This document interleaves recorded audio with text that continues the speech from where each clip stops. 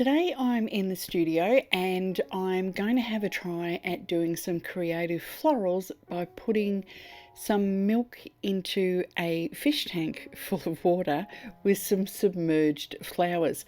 So I've got my fish tank, I've got water, I've got my flowers. So I have got sunflowers, but I think I'm actually going to use these sort of daisy type yellow flowers because I think the sunflower is a bit too big. So I have got a few of them that I have put on a clamp and I've submerged them in the water. You can see there that I am just checking my focus and all the rest of it. So I've got a little container there, or a squeeze bottle that's got some milk in it.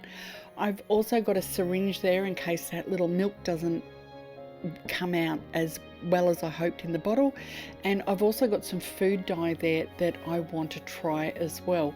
So I am setting up with just a tiny touch of light from a constant light just on the right hand side, and then on the other side of the fish tank I've got that silver reflector there.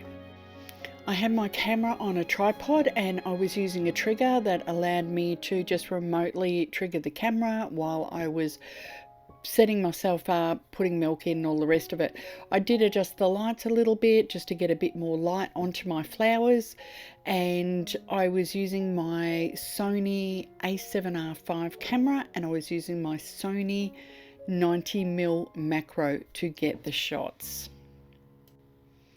So here we go. I grabbed my little squirt bottle, it's a sauce bottle or something, and I was just squirting a little bit of it in, taking a few shots, squirting a bit more, taking a bit more, and just continued on from there. I'll speed it up so that you can sort of see how it happened in a little bit quicker motion.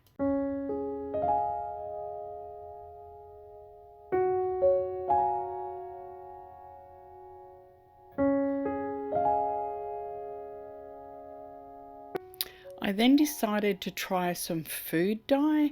Initially I went with blue and I was hoping that the blue would sort of interact with the milk in the tank. I decided that I really wasn't a huge fan as such. Maybe I put too much food dye in, so I was just sort of playing around with that.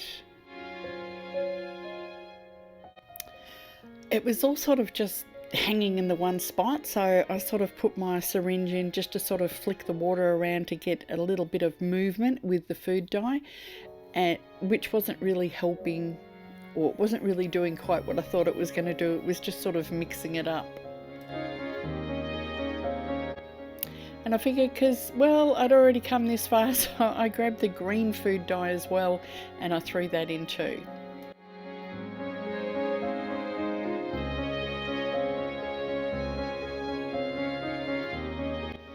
And because I decided I hadn't quite made enough mess, I grabbed the milk and I threw some more milk in. And all I was really doing was just making a great big colourful mess. I couldn't even see the flowers anymore, and it didn't matter how much I moved them around. So I figured that pretty much this was the end of my shoot. So I thought I'd just pop into Lightroom and share just a few of the images. So this is straight out of the camera. I haven't really edited it. I was quite happy with the look with the milk. I was really loving the fact that I got a couple of sort of water bubbles on my images even though they were submerged. So this was the final image that I took into, or after editing it in Photoshop.